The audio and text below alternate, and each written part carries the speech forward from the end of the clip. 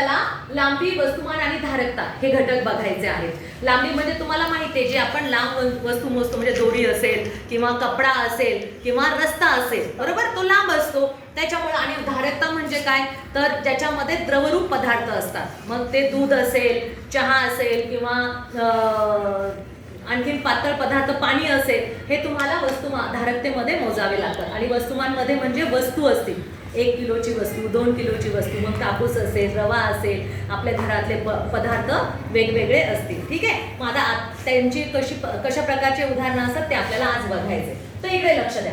सर्वात अगोदर तुम्हाला काही गोष्टी, बेसिक गोष्टी माहिती असणं फार गरजेचं आहे. तर पाव मीटर, पाव मीटर म्हणजे किती सेंटीमीटर? 25 सेंटीमीटर. पाव मीटर, पाव, अर्धा, पाऊण हे माहिती आहे ना तुम्हाला. हे काय असतं, समजा तुम्हाला एक चपातीचा तुकडा दिलेला आहे, त्या चपातीपैकी तुम्हाला म्हटलेलं आहे फक्त पावच चपाती खा, म्हणजे तुम्ही काय करणार, 4 भागापैकी फक्त एकच भाग खाणार. जर तुम्हाला अर्धा भाग खायचा सांगितला म्हणजे तुम्ही 2 भागापैकी किती भाग खाणार? 1 भाग खाणार म्हणजे अर्धा. मग याच्यामध्ये कसं असतं, अर्धा म्हणजे 50 सेंटीमीटर, पाव म्हणजे 25 सेंटीमीटर आणि पाऊण मीटर म्हणजे किती? 75 सेंटीमीटर. आता किलोमीटर मध्ये कसं, हे झालं मीटर आणि सेंटीमीटर मध्ये. किलोमीटर, लिटर, किलोग्राम हे कसं असणार, मग पाव म्हणजे ह्याच्यामध्ये काय समजलं जातं, किलोमीटर म्हणजे 250 मीटर किंवा 250 लिटर किंवा 250 किलोमीटर. ओके. त्याच्यानंतर अर्धा म्हणजे काय, अर्धा किलोमीटर म्हणजे किती? 500 मीटर. आणि पाऊण म्हणजे किती किलोमीटर? तर 750 मीटर. हे तुम्हाला लक्षात द्यायचं. मग हे कसं लक्षात ठेवणार तुम्ही, बघा इथे किलोग्राम आहे, इथे लिटर आहे आणि किलोमीटर आहे. या प्रत्येकामध्ये जे एककाचं प्रमाण आहे, ग्रॅमचं प्रमाण आहे, ते 1000 आहे. 1 किलोग्राम म्हणजे किती ग्रॅम? 1000 ग्रॅम. 1 लिटर म्हणजे किती मिलीलिटर? 1000 मिलीलिटर. आणि 1 किलोमीटर म्हणजे किती मीटर? 1000 मीटर. पण इथे बघा, इथे मीटर आणि सेंटीमीटर आहे आणि इकडे संख्या बघा, 1 मीटर म्हणजे किती सेंटीमीटर? 100. तर हा फरक तुम्हाला समजला पाहिजे की या वरच्या संख्येमध्ये किलोग्रॅम, लिटर आणि किलोमीटर मध्ये जर तुम्हाला संख्येला गुणायचं असेल तर तुम्ही 1000नेच त्याला गुणायचं. जर तुम्हाला किलोग्रॅमचं ग्रॅम विचारलं असेल किंवा लिटर मध्ये मिलीलिटर विचारलं असेल किंवा किलोमीटरचं तुम्हाला मीटर मध्ये कन्वर्ट करायचं असेल तर तुम्हाला 1000नेच त्याला गुणावं लागणार आहे. ठीक आहे. पण इथे मीटर मध्ये जर दिलं असेल तर तुम्हाला त्या कितीने गुणावं लागणार आहे? 100ने. 100 सेंटीमीटर. मग यावर कशा प्रकारची उदाहरणं असू शकतात बघा. आता इथे तुम्हाला विचारलं 42 मीटर म्हणजे किती सेंटीमीटर? मीटर, सेंटीमीटर कितीचा आकडा आहे?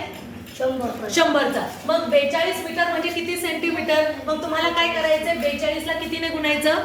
100ने. मग 42ला 100ने गुणलं तर फक्त एकच गोष्ट लक्षात ठेवायची, यावरती किती शून्य आहेत तेवढे शून्य त्याच्यावरती देऊन टाकायचे, त्याच्यावरती देऊन टाकायचे. मग 42 वरती 2 शून्य गेले म्हणजे तो कोणता ऑप्शन येतो? 4200 म्हणजे दुसरा ऑप्शन. ओके.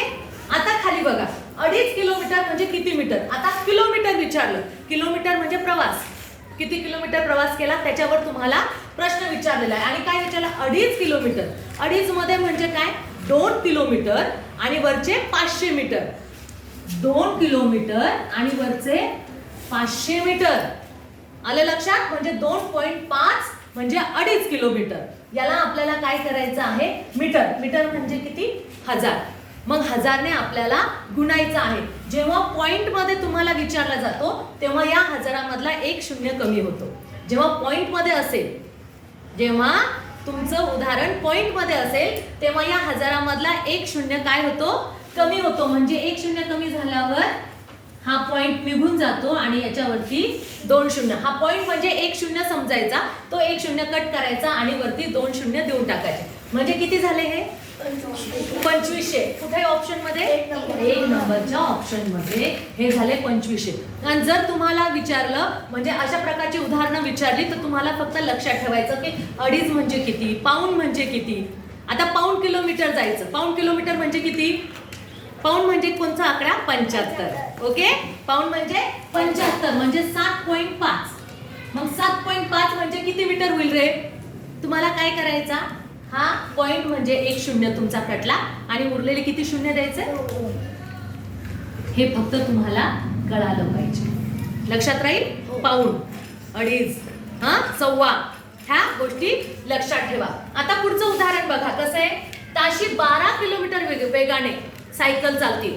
ताशी 12 किलोमीटर वेगाने 6 तासात एका सायकल स्वाराने कापलेले अंतर किती? किती अंतर कापले?